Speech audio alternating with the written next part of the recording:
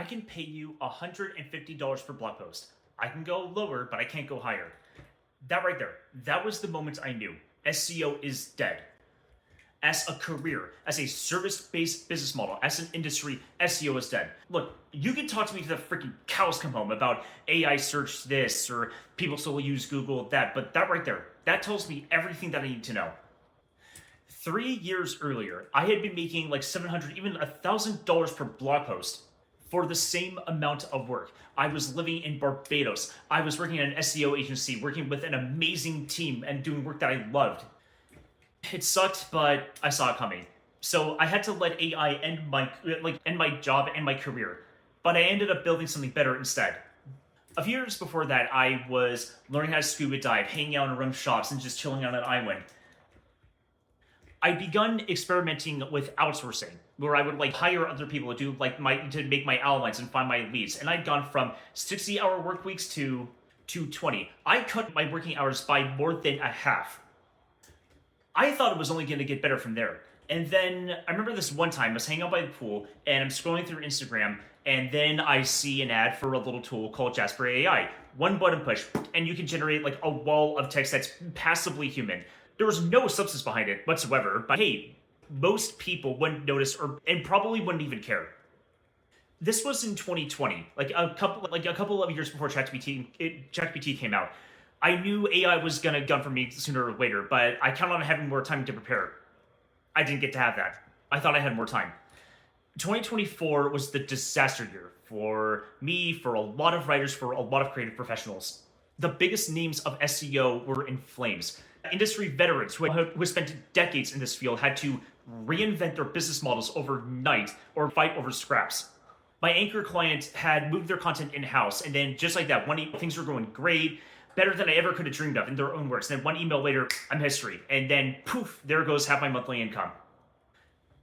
One AI startup founder I talked to told me that pretty soon my options would be either join a technocracy, join his company as a volunteer, or become a farmer and a tradesman. You can imagine how that one made me feel.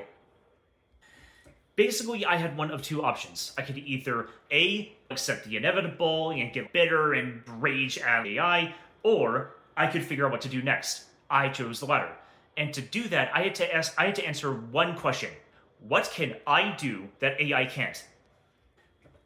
So I sought out and talked to real AI experts. I'm not talking about those goofy ass AI experts you see everywhere on LinkedIn now. No, researchers, educators, professional prompt engineers, and automation experts, people who build this technology, study this technology, teach others how to use AI.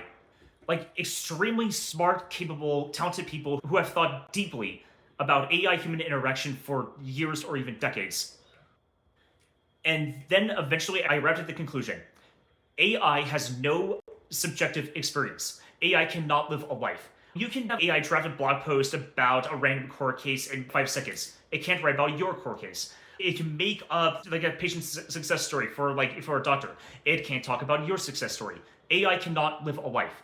That is your last remaining differentiator when AI can create and build just like humans can. And from that, I had formed my first AI thesis statement. AI does not create value, it amplifies it. So, this is what I do now.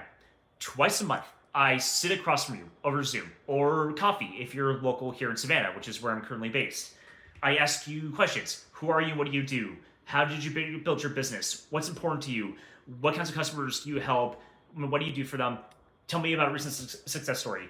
I take that transcript from our conversation and I feed that into the content engine that I built for you. That content engine then makes articles, blog posts, thought-shifting pieces, posts, several visual assets, podcast episodes, YouTube videos that are then repurposed into 1 minute long clips. Then I polish it and I make it sound like you. That is the point. The content needs to capture your authentic voice. If it doesn't sound like something you might say, then it's not going to work. The AI is the engine. Your stories are the fuel. 3 years ago, I was basically Googling topics and farting out blog posts at 700 per pop. Now I sit across from founders and pull the stories out of them that AI could never write. AI took my old job, but it gave me an even better one. But I had to let the old one die first. If your industry is shifting, like the way it did for mine, hit the subscribe button. I'll show you exactly how it works. I have a really cool job, and I made it myself.